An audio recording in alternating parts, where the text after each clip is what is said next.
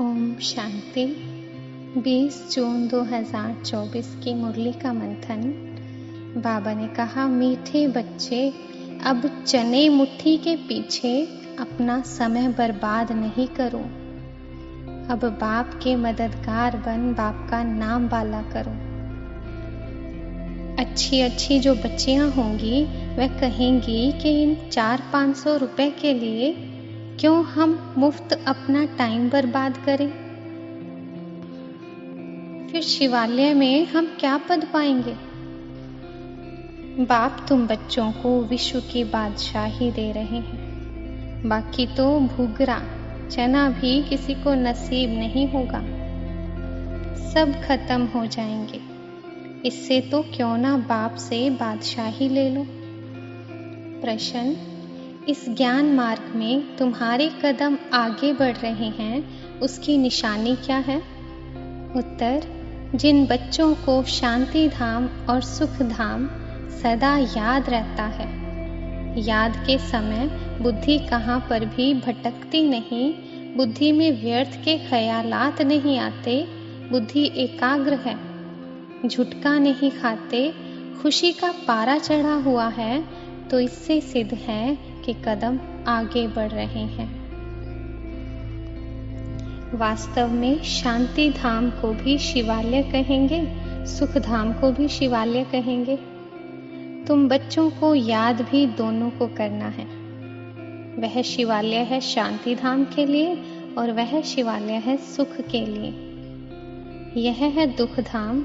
अभी तुम संगम पर बैठे हो, शांति धाम और सुख धाम के सिवाय और किसी की भी याद नहीं होनी चाहिए।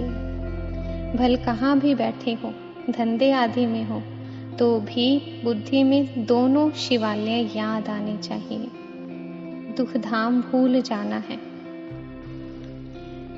आगे जब बैठते थे तो सामने कोई को जांच करने के लिए बिठाया जाता था। कौन झुटका खाते हैं, कौन आंखें बंद कर बैठते हैं, तो बड़ा खबरदार रहते थे। बाप भी देखते थे इनका बुद्धि योग कहाँ भटकता है क्या, या झुटका खाते हैं क्या। ऐसे भी बहुत आते हैं जो कुछ भी समझते नहीं हैं, ब्राह्मणियां ले आते हैं। शिव बाबा के आगे बच्चे बड़े अच्छे होने चाहिए, जो गफलत में नहीं रहे, क्योंकि यह कोई ऑर्डिनरी टीचर नहीं है। बाप बैठ सिखलाते हैं। यहाँ बहुत सावधान होकर बैठना चाहिए।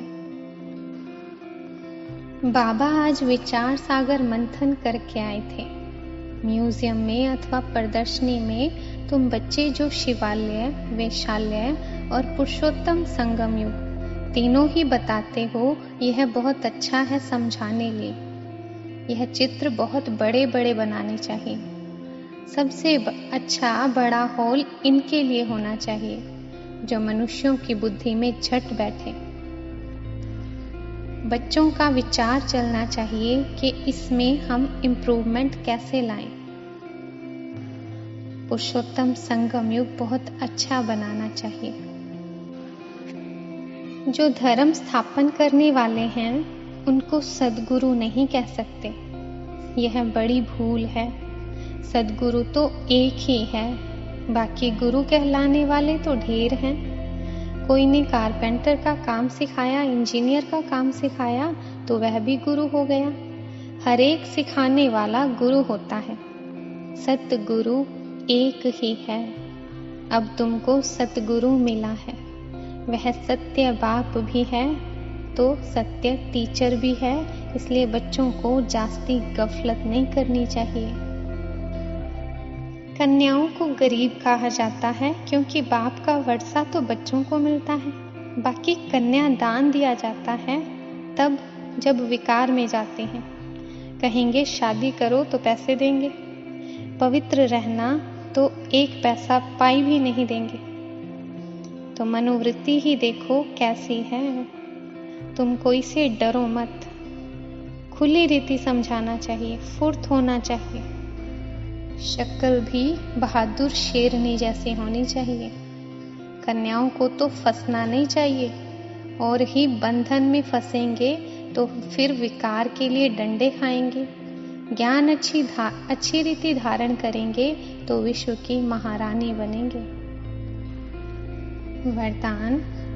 गीता का पाठ पढ़ने और पढ़ाने वाले नष्टो मोहा स्मृति स्वरूप भव।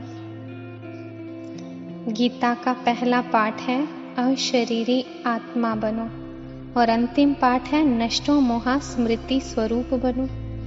पहला पाठ है विधि और अंतिम पाठ है विधि से सिद्धि। तो हर समय पहले स्वयं यह पाठ पढ़ो, फिर औरों को पढ़ाओ। ऐसा श्रेष्ठ कर्म करके दिखाओ जो आपके श्रेष्ठ कर्मों को देख अनेक आत्माएं श्रेष्ठ कर्म करके अपने भाग्य की रेखा श्रेष्ठ बना सके। स्लोगन। परमात्म स्नेह में समाये रहो तो मेहनत से मुक्त हो जाएंगे। ओम शांति।